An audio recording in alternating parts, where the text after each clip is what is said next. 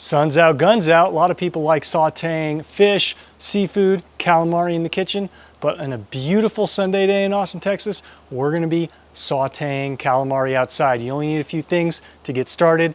I'll show you what you gotta get.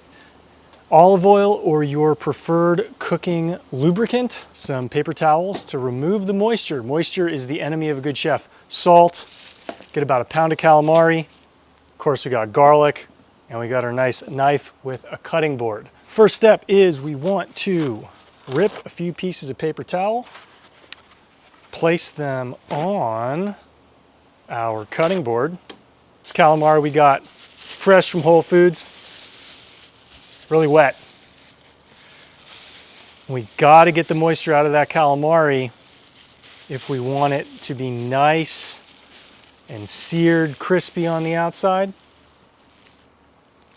So what we're gonna do after we have the portion that we're gonna cook is we're gonna cut these in the rings. So if you're getting calamari at a restaurant, you might not know that calamari actually comes with both rings and tentacles, because a lot of times they don't give you the tentacles at restaurants. They just fry the rings in a bunch of batter and pass that to you. So we're gonna cut the rings out of the tubes.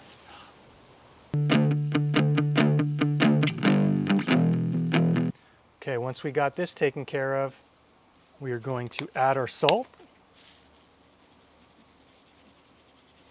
After we add a little bit more salt, going to put some more paper towels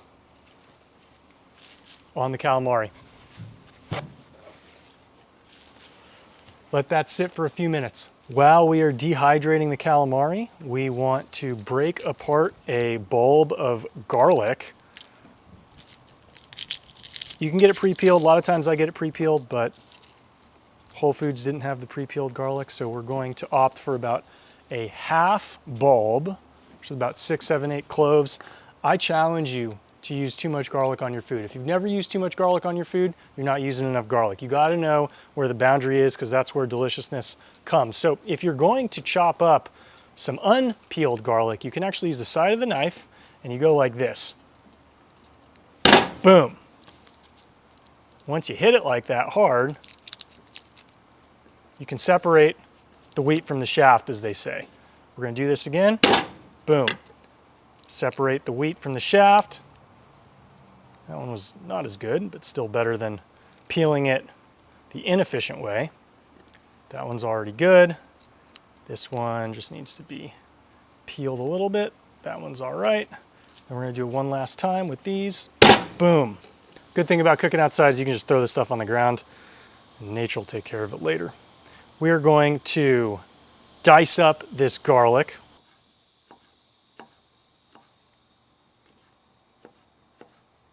Now that we got our outdoor pan lit, open up our olive oil made from California, single source. We don't like the blends as they're more likely to be fake.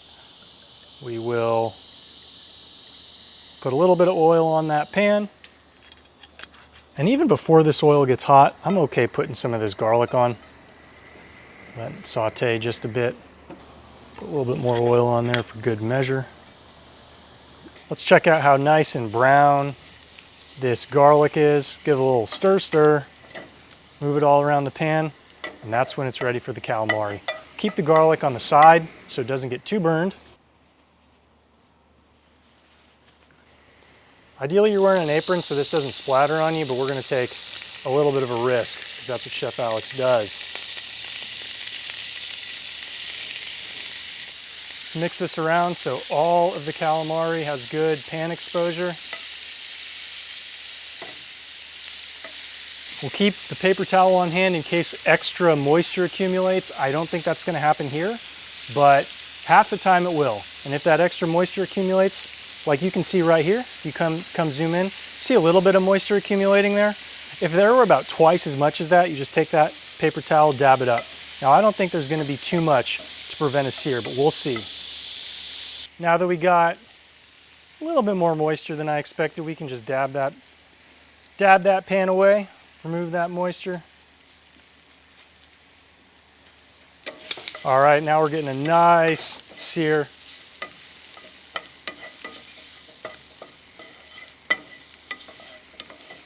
After a few minutes, say 4, to be on the safe side, that's when we can serve the calamari. You can serve it on its own. You can serve it with marinara. You can serve it in pasta. It is a pure, nearly pure protein snack. Almost no fat. Interestingly enough, calamari does have some carbs because when the squid dies, their muscles actually, I think, convert some of the glycogen into carbohydrates, unlike other animals. This is delicious. Yum.